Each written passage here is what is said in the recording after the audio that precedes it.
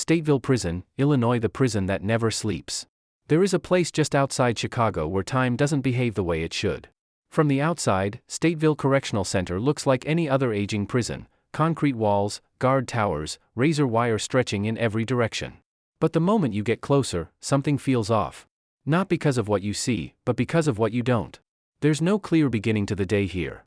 No peaceful transition from night to morning. Instead, everything seems to exist at once: movement, noise, tension, all layered on top of each other in a way that never fully stops. Inside these walls, men don't measure time in hours. They measure it in routines, in sounds, in survival. In how long they can go without making the wrong move. And that's where the reality of Stateville begins to unfold. Because this isn't just a prison where people are held. It's a place where constant awareness becomes a way of life, and where sleep, real sleep, becomes something many men slowly forget how to do. What happens behind these walls isn't always visible. It isn't always documented. And in many cases, it isn't meant to be understood from the outside. But piece by piece, story by story, a picture begins to form. And once you see it clearly, you start to understand why those who have lived here call it something else entirely. The prison that never sleeps. Stateville was built in 1925, during a period when the American prison system was focused less on rehabilitation and more on control, order, and visibility. At the center of its design was something unusual, something rarely seen at this scale. A circular cell house, known as the roundhouse, based on a concept called the panopticon. The idea was simple, at least in theory. Place hundreds of cells along the walls of a massive circular structure. Stack them vertically across multiple tiers. Then position a guard station in the center, where officers could observe every inmate, without the inmates knowing exactly when they were being watched. It wasn't just architecture. It was psychology. Because the uncertainty of being watched at any moment creates its own kind of pressure. Over time, that pressure shapes behavior. It forces people to adjust, to stay alert, to control themselves even when no one appears to be looking. But what the designers of Stateville may not have fully accounted for was how that same pressure would evolve once the prison filled with real people. Because observation works both ways. And inside the roundhouse, it wasn't just guards watching inmates. Inmates were watching each other. All the time. The first time someone steps into the roundhouse, it's difficult to fully process what they're seeing. Cells rise upward in layers, one above another, forming a towering ring of steel and concrete. Narrow walkways connect each level, with nothing but open air in the center. Every sound, no matter how small, travels. A conversation on the lower tier can be heard several levels above. A sudden shout can echo endlessly, bouncing from wall to wall until it loses meaning. There are no corners to hide in. No direction that feels truly private. Even when you're alone in your cell, you're not alone. And it doesn't take long for that realization to settle in. Men begin to change the way they speak. The way they move. The way they react to even the smallest interactions. Because here, everything is visible, or at least, it feels that way. And over time, that feeling becomes constant. Imagine trying to rest in a place where any sound might matter. Where any word could be overheard. Where any moment of weakness could be noticed. Now imagine living like that every day. What happens to a person when they can never fully let their guard down? Morning inside Stateville doesn't begin gently. There's no slow wake up. No gradual start. It begins with noise, sharp, metallic, unavoidable. Doors opening. Keys rattling. Commands shouted down long corridors. The kind of sounds that don't just wake you up, they force you into awareness instantly. Inside the cells, space is limited. Often shared. Sometimes overcrowded. Two men in a space designed for one means there's no room for distance. No room for privacy. Every habit, every reaction, every movement becomes something both people must navigate. And that creates its own tension. Because in a place like Stateville, compatibility isn't guaranteed. You don't choose who you live with. But you live with the consequences of that pairing every single day. Some cellmates find ways to coexist quietly. Others don't. And when conflicts start in a space that small, they don't have far to go before they escalate. That's why one of the first things new inmates learn is simple: pay attention. Watch everything. Because the signs are always there, if you know how to read them. But what happens when you miss those signs? Meals inside Stateville are structured, controlled, and heavily observed. But beneath that structure, there's another layer. An unspoken system that determines where people sit, who they sit with, and how interactions unfold. To someone unfamiliar, it might look like organized routine. To someone inside, it's something else entirely. It's a map. Each table represents a set of relationships, alliances, histories, tensions that aren't always visible at first glance. Sit in the wrong place, and you're not just making a mistake, you're stepping into a situation you may not understand. Even small actions carry weight. Looking too long at the wrong person. Speaking out of turn. Taking something that isn't clearly yours. These things might seem minor on the outside. But inside Stateville, they can change the course of your day very quickly. And sometimes, the response doesn't come immediately. Sometimes it waits.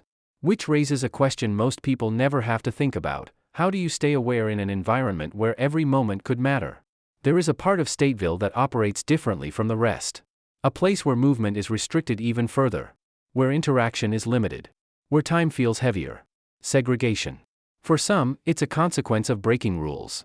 For others, it's the result of conflicts that couldn't be contained anywhere else. But regardless of how someone ends up there, the experience is the same in one critical way: isolation changes things. Inside these cells, the pace of life slows dramatically. Hours stretch. Days blur. Without the usual distractions, conversations, movement, routine tasks, the mind has more space to wander. And that can be difficult. Because without external structure, internal thoughts become louder. Some men adapt by creating their own routines, counting steps, marking time, finding small ways to stay grounded. Others struggle. And over time, the effects begin to show. But the question is, what happens when someone spends too long in that environment? And more importantly, what happens when they come back? The yard is one of the few places in Stateville where space opens up. Where the sky is visible. Where movement isn't confined to narrow corridors. But even here, the structure remains. Groups form naturally, but not randomly.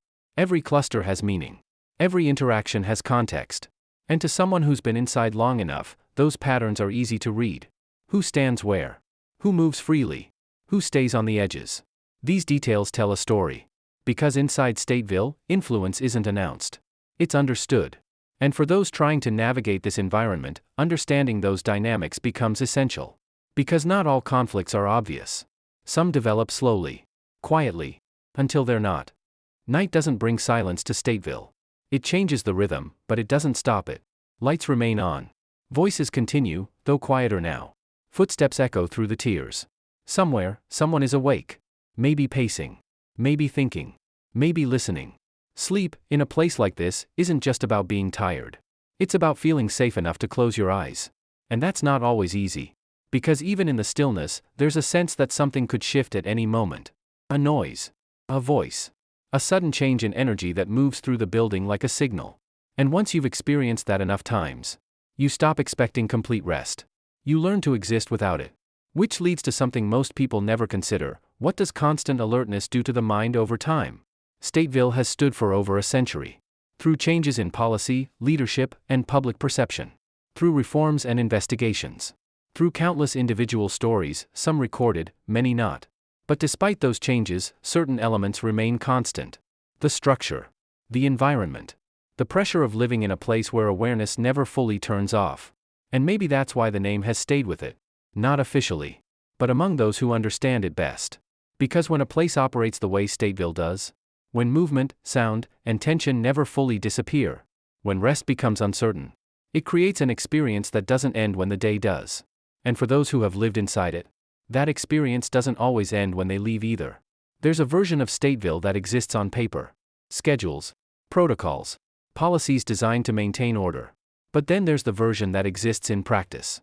And the difference between the two is where most of the real story lives. Because while inmates learn quickly how to navigate each other, there's another dynamic shaping life inside these walls, one that's less visible, but just as powerful. The relationship between inmates and the people assigned to control them. Correctional officers at Stateville don't just manage movement. They manage tension.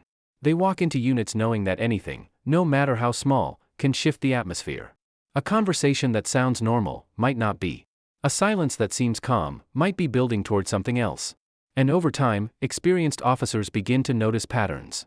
Changes in behavior. Subtle shifts in tone. Moments where something feels off even if nothing obvious has happened yet. Because inside Stateville, problems don't always announce themselves. Sometimes they build quietly. And by the time they become visible, it's already too late to stop them easily. For officers, visibility is both an advantage and a limitation. The roundhouse design allows them to see more than in most prisons. Multiple tiers. Multiple cells. Entire sections at once. But seeing something, and understanding it, are not the same. A glance into a cell might show two men sitting quietly. What it doesn't show is what happened 5 minutes earlier. Or what might happen 5 minutes later. That's why much of the job relies on interpretation. Reading posture. Listening to tone. Recognizing when normal behavior starts to shift into something else. And that kind of awareness comes with its own pressure. Because when something does happen, it happens fast. And in a structure like this, open, echoing, layered vertically, response time becomes critical. But here's the question that rarely gets asked: what happens when control depends not just on authority, but on anticipation?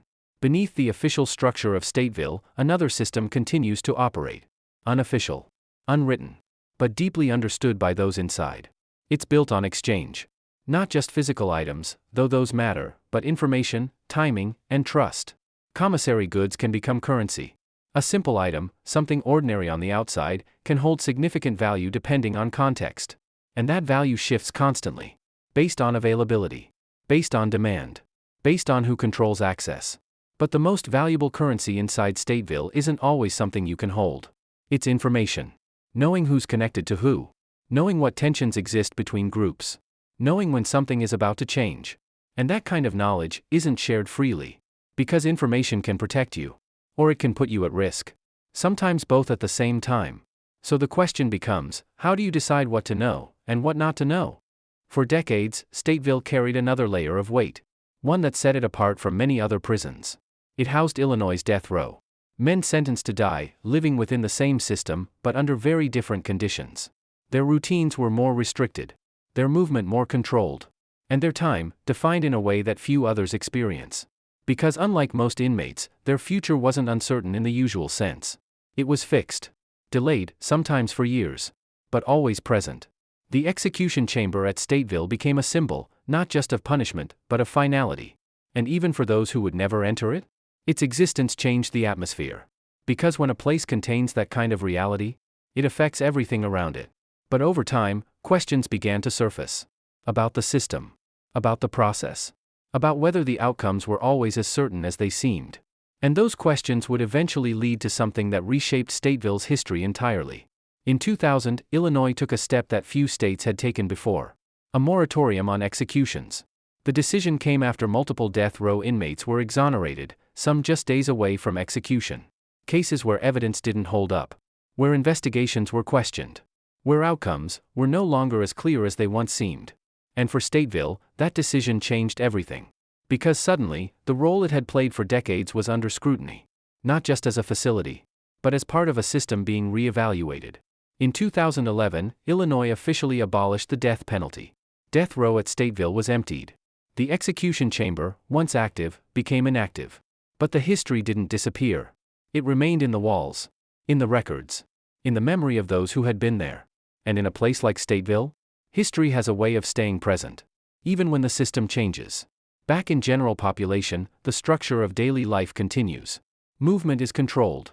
Count times are strict. Schedules are followed closely. But within that structure, unpredictability still exists. Because no matter how controlled an environment is, it's still made up of people. Different backgrounds. Different experiences. Different ways of responding to the same pressure. Some adapt. They learn the rhythm. The expectations. The boundaries. Others struggle. And that struggle doesn't always show immediately. Sometimes it builds over time. Quietly. Until something shifts. And when it does, the response isn't just about the moment. It's about everything that led up to it. One of the least visible aspects of life inside Stateville is what happens internally. Not physically, but mentally. Because constant awareness comes at a cost. Living in an environment where you have to stay alert, where you can't fully relax, changes the way the mind works. Sleep becomes lighter. Reactions become quicker. Trust becomes more difficult. And over time, that state of alertness becomes normal. Even when it shouldn't be. Some men find ways to manage it. Reading. Writing. Creating routines that provide some sense of control. Others don't. And that's where the long-term effects begin to show. But here's something that isn't often considered. What happens when someone leaves a place like this? After adapting to that level of constant awareness? Does it turn off? Or does it follow them? As the day transitions into night, the pattern repeats. Movement slows. But it doesn't stop. Sound decreases. But it doesn't disappear. And inside the roundhouse? The same dynamic remains. Observation. Awareness. Presence. Because even in the quietest moments, Stateville is still active, still functioning, still holding everything within it. And for those inside, that continuity becomes something they carry with them, not just through the day, but through every part of their experience. Stateville isn't defined by a single story or a single moment. It's defined by accumulation of time, of pressure, of experiences layered on top of each other over decades. And while policies may change, while structures may age, the core reality remains. A place where awareness never fully turns off, where rest is never complete, where the line between day and night becomes less clear over time. And maybe that's the part that stays with people the longest. Not any single event, but the constant, the feeling that at any moment, something could shift, and you have to be ready for it. Because inside Stateville, that moment doesn't announce itself. It just arrives.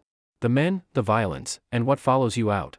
Every prison is shaped by its architecture, but it's defined by its people.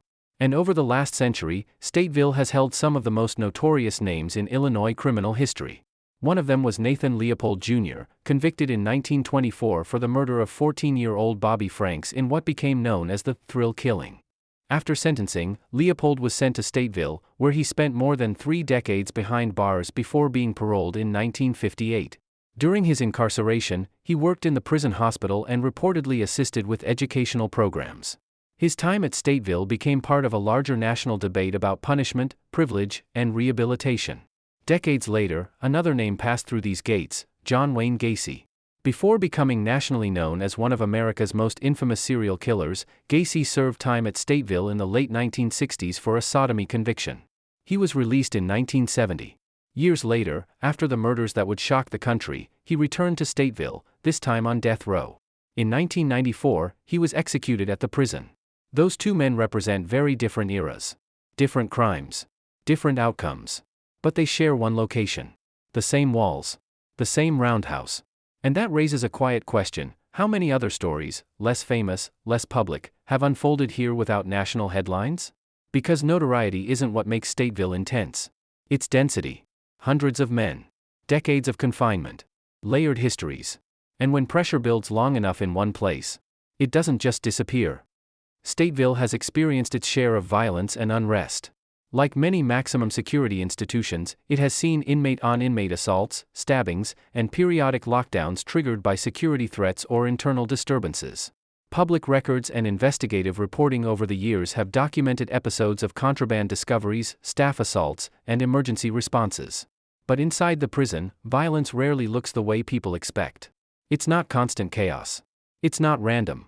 More often, it's calculated. Tensions develop slowly, sometimes over debts, sometimes over perceived disrespect, sometimes over conflicts tied to affiliations or past grievances.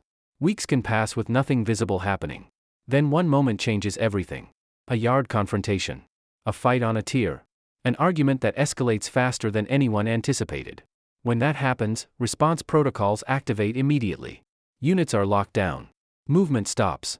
Counts are verified. Investigations begin. But what doesn't get documented as clearly is what happens afterward. The silence. The shift in atmosphere. Because after violence, awareness intensifies. Men walk more carefully. Conversations become quieter. Even posture changes. Everyone recalibrates. And in a place where alertness is already constant, that recalibration becomes exhausting. So how do men survive long-term inside a place like Stateville?